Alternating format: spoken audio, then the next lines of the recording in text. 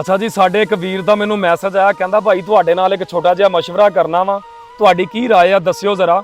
ਕਹਿੰਦਾ ਭਾਈ ਮੇਰੀ ਸ਼ਾਦੀ ਨੂੰ 20 ਸਾਲ ਹੋ ਗਏ ਆ ਤੇ ਮੇਰਾ ਵੱਡਾ ਪੁੱਤਰ 17 ਸਾਲਾਂ ਦਾ ਵਾ ਤੇ ਮਾਸ਼ਾਅੱਲਾ ਮੇਰੇ 2 ਪੁੱਤਰ ਆ ਤੇ ਇੱਕ ਬੇਟੀ ਆ ਤੇ ਭਾਈ ਦਿਲਦਾਰ ਮੇਰੀ ਬੀਵੀ ਕਿਸੇ ਹੋਰ ਮਰਦ ਦੇ ਨਾਲ ਪਿਆਰ ਕਰਦੀ ਆ।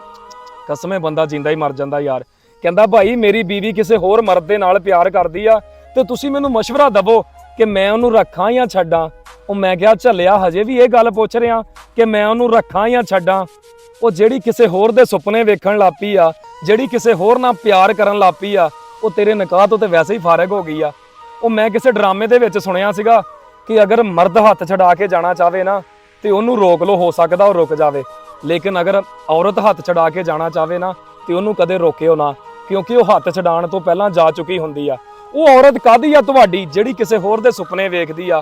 ਓਏ ਉਹ ਔਰਤ ਕਾਹਦੀ ਆ ਤੁਹਾਡੀ ਜਿਹੜੇ ਤੁਹਾਡੇ ਨਿਕਾਹ 'ਚ ਹੁੰਦੇ ਆ ਕਿਸੇ ਹੋਰ ਦੇ ਨਾਲ ਗੱਲਾਂ ਬਾਤਾਂ ਕਰਦੀ ਆ? ਤੋਬਾ ਅਸਤਗਫਾਰ, ਕਿੱਦਾਂ ਉਸ ਔਰਤ ਦੀ ਬਖਸ਼ਿਸ਼ ਹੋਏਗੀ? ਕਿਉਂਕਿ ਸ਼ਿਰਕ ਦੀ ਮਾਫੀ ਹੈ ਨਹੀਂ ਰੱਬ ਦੇ ਕਾਗਜ਼ਾਂ 'ਚ। ਨਿਕਾਹ ਤੋਂ ਬਾਅਦ ਵੀ ਕਿਸੇ ਹੋਰ ਮਰਦ ਨਾਲ, ਅੱਲਾਹੁ ਅਕਬਰ। ਅੱਲਾਹ ਪਾਕ ਹਦਾਇਤ ਦੇਵੇ ਯਾਰ ਸਭ ਨੂੰ ਬਸ।